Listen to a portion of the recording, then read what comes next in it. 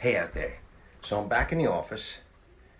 I gave the tour of the house in Keyport and I just came back and I just ran some numbers. And that particular property is kind of like a unique property. It's not for everyone. However, just about every property, if you run a couple different scenarios, will have some sort of potential. That's why like every property I look at, like I think to myself, what's the highest and best use of this property? And this property, it could be it could be a real moneymaker for someone. Let me show you some numbers. So here's the summary of the property. I'm going to call this property the Casino Carpet House. And if you watch the video, you know why. It looks like carpet in a casino. Hence, I felt really at home in this particular house. So listen, this is the Casino Carpet House that I just gave you guys a tour of. The list price is $279,000. In this market, in this area, catches your eye. And like I said, I've already looked at the property a couple times just driving by.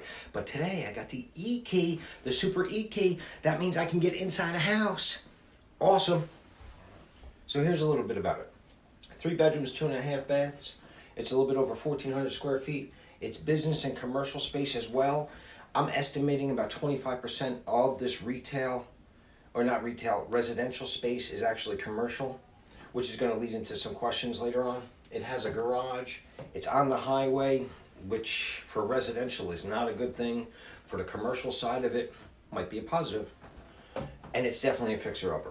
In the video, I gave you guys a rough estimate. I'd have to go over there and really dive into it to give you a better estimate, but $35,000 is what I said. I gave you guys rents of what I think it would rent for. $2,400 for the 3-bedroom, 2-bath unit with the garage and with the basement. $2,400 is very reasonable. Could it be higher? Possibly. I just don't know about it being on the highway, so I'm going to keep it at $2,400. $1,200 for the business side of it. An accountant, a realtor, some other kind of a consultant or something like that, it'd probably be perfect for. I think it was a little gift shop many years ago. I'm trying to do some more research on it. Anyway, I came up with $3,600 a month total rent. So now I want to run some numbers. I already found out the taxes are $436 a month for taxes, and then I estimated homeowners insurance $100. It's going to be pretty accurate, $100 price, somewhere between $1,000 to $1,200 a year. And the renovation budget $35,000. So I'm going to run at least 2 to possibly 3 scenarios to see if it's something that you're interested in. For me to buy it as a flipper, I wouldn't want to buy it as a flip because I just don't know how much more you're going to be able to jack up the price even with a sizable renovation on it. So this, in my opinion, is going to be a buy and hold situation. So without further ado, let me give you a couple scenarios. I don't know what the name of someone is that they only look at good scenarios. Like, is that Pollyanna? I don't know what it is. I don't mind these people, but I want to just let you know that I'm a realist as well as an optimist when it comes to real estate. So I love all kinds of real estate, and I love to run the numbers on there and see what the potential is. And in this particular case, with it being on the highway, being a fixer-upper, there's a lot of scenarios that are not going to be that attractive to lots of people. However, it's pretty attractive to me. Here's the first scenario that I ran through. They want $279 for it, right? It's been on the market for a while. I looked it up. It's under an LLC, so a company owns it. Probably someone like me. I'd have to dive in to see what they bought it for, to see what the strategy is. I'm not going to go into depth like that. But I am going to tell you what I would want to get the property for is $250,000. Decent reduction in price, and I just think that it's fair. How long it's been sitting on the market, nobody else wants it. I think $250,000 could possibly get this property.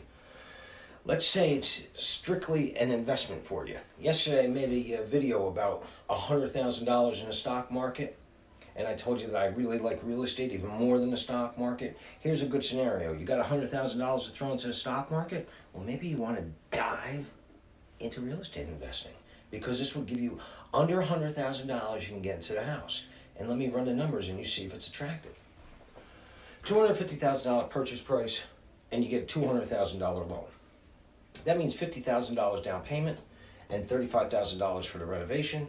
You're all in at $85,000. Plus closing costs and things like that. So I'm gonna say you'd probably be out of pocket somewhere around $90,000.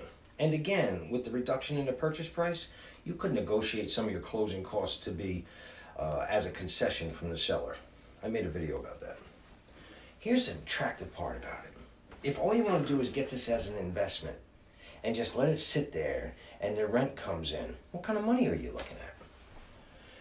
I ran numbers using a 3% interest rate on a mortgage. Now the question is, some conventional financing, and I'm not sure about FHA or VA, but you won't even really want that because you're going to be putting 20% down anyway. So a conventional loan, I think the guidelines state 25% of a residential property could be dedicated towards business commercial and they would still lend on it. I think, but you're going to have to double check that. But I'm going to assume that that's correct. I used a 3% interest rate on a mortgage. I think that they're below that, but 3% is reasonable. That comes up to $843 principal and interest. So you're all in at $1,379 a month. That's including taxes and your homeowner's insurance. With the figures that I just gave you, with renting $3,600 a month, over $2,200 a month positive cash flow. Yes, you got to sock some money aside for possible maintenance issues, vacancies, and all these other things, but that is one heck of an amount of money on one piece of property for having maybe $90,000 out of your pocket. What does that add up to?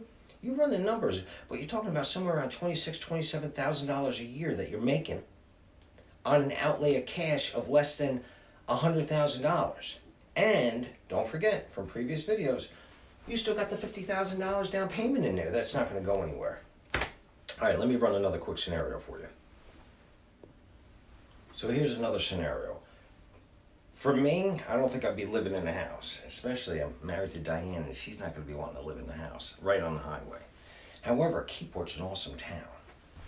Let's say you want to go in here and you want to buy the house and you want to live in it and you rent out the commercial space. This is scenario number 2. Same money out of pocket, let's say. You got less than $90,000 out of your pocket and you're going to get the same type of mortgage. I left the PITI, principal, interest, taxes, and insurance the same, $1,379. You're all in each month. You could rent that business side out, like I said, $1,200. You might even be able to get a little bit more, but I'm just going to use $1,200. And then you live on the other side, the 3-bedroom, 2-bath with the basement and the garage. That's how much you pay. $179 a month. So you're going to be paying $179 a month to have 3 bedrooms in Keyport.